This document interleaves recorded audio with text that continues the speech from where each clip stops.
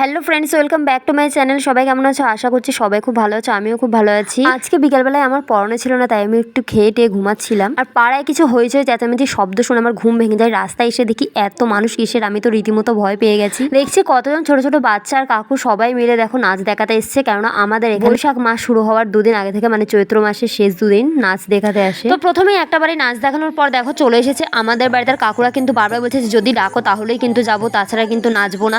আমাদের বাড়িতে অল্প জায়গা বলে নাচ হলো না, তাই আমাদের বাড়ির সামনে রাস্তাতে নাচলো। আর অনেক মানুষ ভিড় করে দেখছিল। এরপরেই চলে এসেছে আমাদের বাড়িতে।